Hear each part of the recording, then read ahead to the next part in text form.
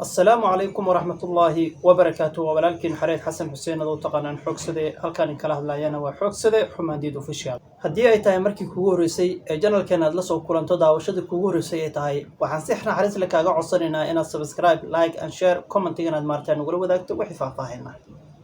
haddii aad hore nagula joogtay waad ku mahadsan tahay daawashada aad daawanayso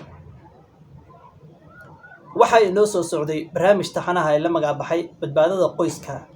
gaar ahaan waxaan ku dhex jirnay mowduuca hooyooyinka waxaan isla soo sharaxnay hooyadu waa dhakhtarad hooyadu waa macallimad insha Allah maanta waxaan sharaxi doonaa haddii rabbi raali ka noqdo hooyadu waa maamulo wanaagsan sidaan isla ognahayba hooyo kasta waxay maamushaa ama maaragtaa ay ka tahay qofka ugu sarreeya uguna hooseeyo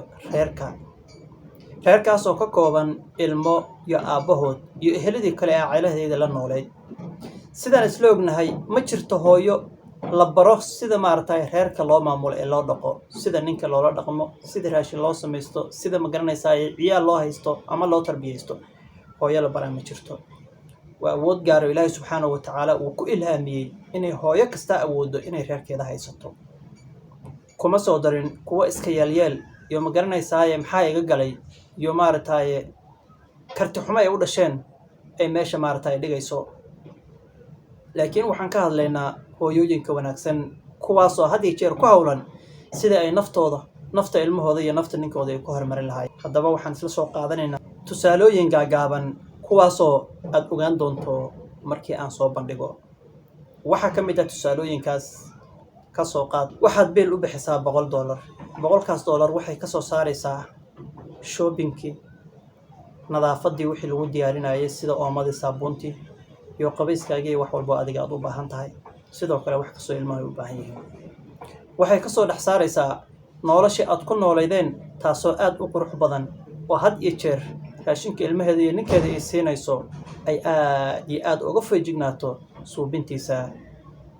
sidoo kale waxa laga yaabaa inay ka gasho ayuutadaasoo ay doonayso biri ka maalin haddii culays uu soo siyaado oo ninka ma garanaysaa ay wax si ka noqdaan inay ku kaabto misana danaha gaarka ee ayada nafsadeeda u baahan tahay ay ku qabsato sidaas si lamid ah waxay in noloshii guud ee maaragtay guriga looga baahnaa ee $100 ka soo saarto adigaani daawanayo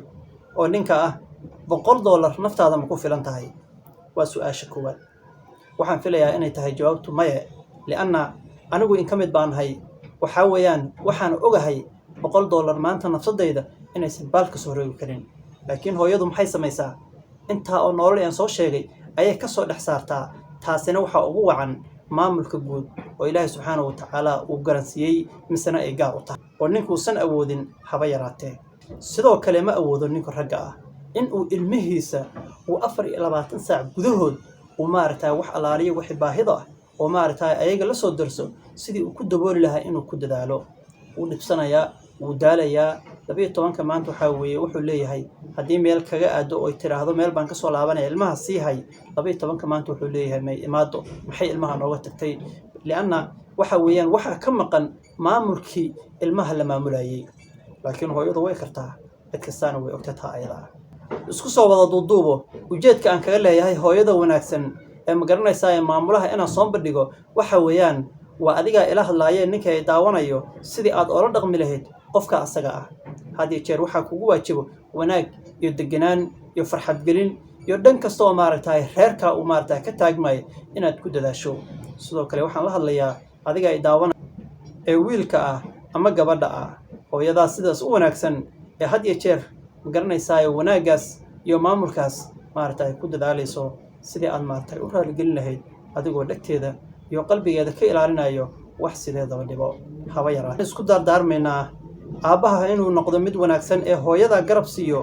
wiilka iyo gabadhana waxaan u dardaarmayaa ayaguna sidoo kale in ma garanaysaa ay garab istaagaan oo ay farxad geliyaan waalidiintooda siiba hooyadu inay maaragtay had iyo jeer ay qalbigeeda ilaaliyaan haddii aad naga daawanayso facebooka